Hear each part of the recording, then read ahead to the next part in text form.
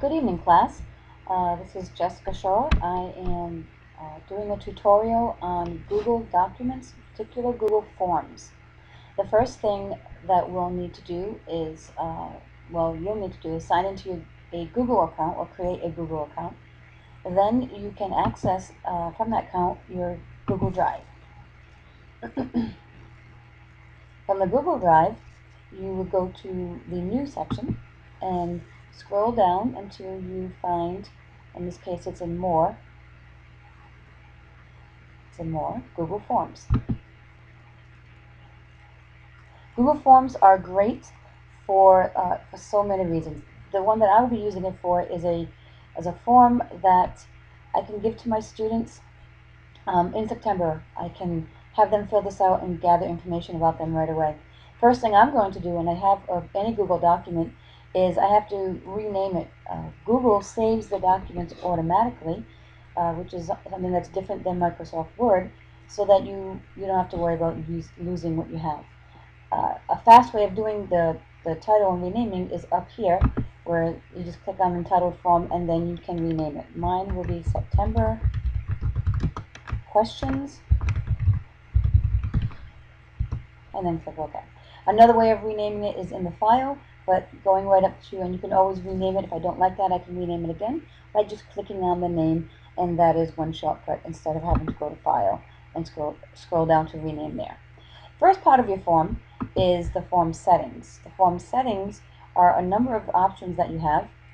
One would require a login to view this form, and a student would have to have a Gmail account. Now, not all my students will have Gmail accounts, so I'm not going to have a requirement to have them log in.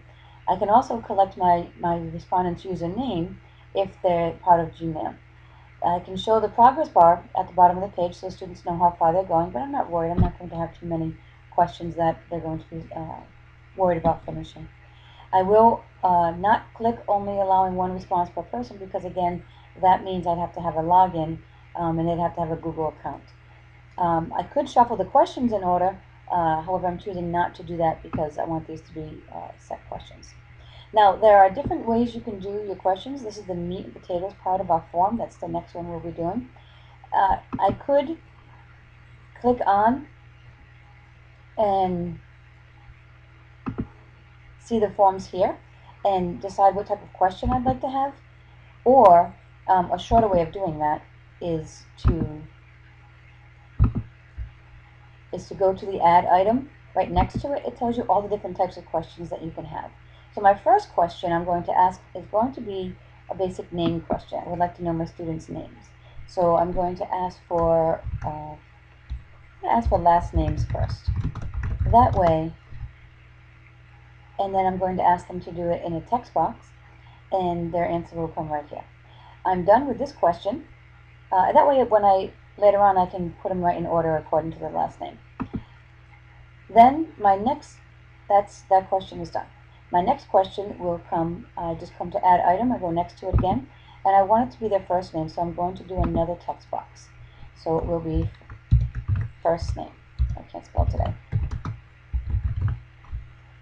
Again, that's going to be a text box, and that will be their answer here. So I'm happy with that. I will move on to another question. After the first name and the last name, I'd like to know some information about their past schooling. So I will choose this time, when I add an item, I would like to know how they feel about school, and particularly certain subjects in school. So I'm going to go to a grid. A grid will give me a way of showing them where they can choose between a bunch of different topics. Let me show you what I mean. Question is, or will be, how well do you believe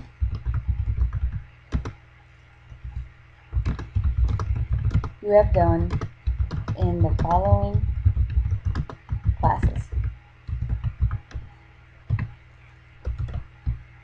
Now, the help text is a part that can kind of clarify your questions. So this is a question. I think my students might have a question about the question, such as this year, last year. So I'm going to put for help text in the 5th grade. I teach 6th grade students. Now, type of question is a grid. The rows go down. So my first label for my row is going to be English / writing. Even though it's ELA, they're not going to understand that, so I'm going to put English / writing. And then in parentheses, I will put ELA. That is a new name for them this year, so I want to make sure that they're clear about that. The next one is math. The next one is science. And then the next one is social studies. The good thing about this is I'll be able to share it with my team members, the results of these. That will be what they see going down. Going across in the columns, what they will see is I am awesome.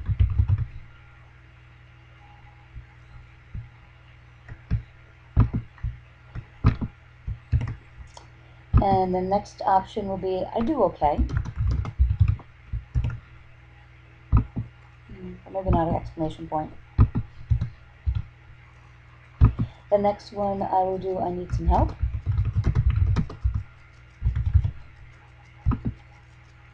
And the last one will be I need lots of help. And that's all I'm going to do for the purpose of this. Now I'm done with this. As you've seen in all of these so far, the types of questions come up here, and this is how it will look to them when they see it. At any point in time you want to see how they're going to see it when they're viewing just without this form. You can come up here to view form live. If you were viewing the form live, it opens up in a new window, and it tells you, you can see what the form will look like when you are viewing it. To go back to where you were, you close out of that window, and then you can continue. So I'd like to continue and add another question. The next question I'd like to add has to do with how will students study? And so to do that, I think I want to do a checkboxes one. And the question will be, how do you study? What's some of the study techniques?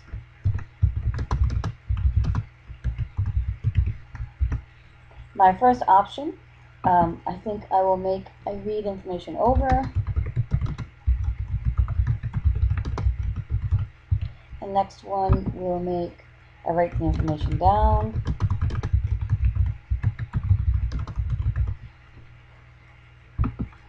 The next one will be I ask someone to quiz me.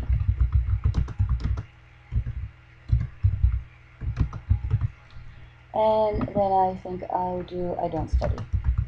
There are actually students who might choose this one and be honest. And then I want to go back and make sure I prepared at the end of my sentences, since I am an English teacher.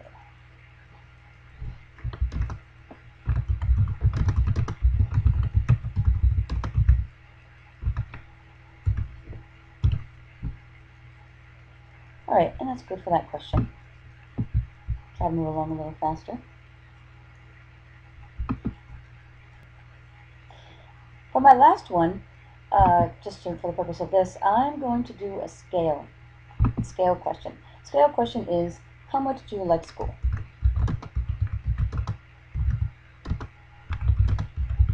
It's a nice way to end and get some honest answer. We don't really need to clarify this at all, so I don't need to put anything for the help text. The scale is 1 to 5. 1 being I dislike school very much. I won't put hate.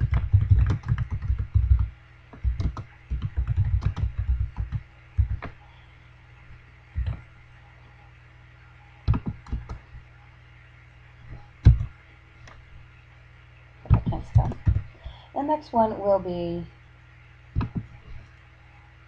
that I love school.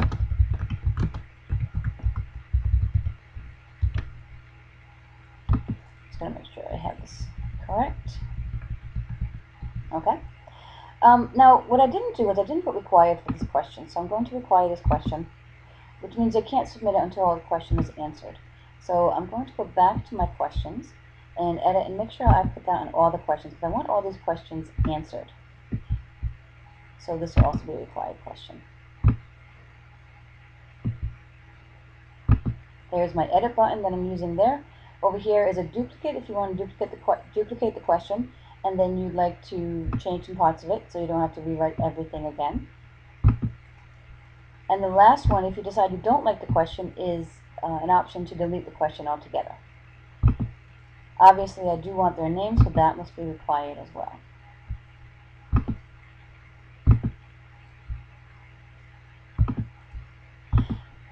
Now, the last part of this, if I choose, is down here, our confirmation page. I can have a basic one, your response has been submitted, or I can do my own that says, thanks for taking this survey. I can show a link to submit another response, or I probably won't do that. Publish and show a public link to form results, or allow respondents to edit the responses after submitting. I don't want to do any of that.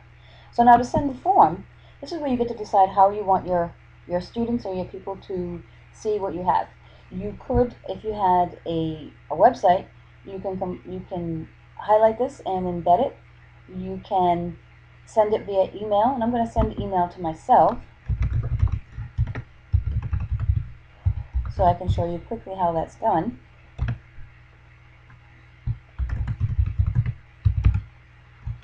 And how after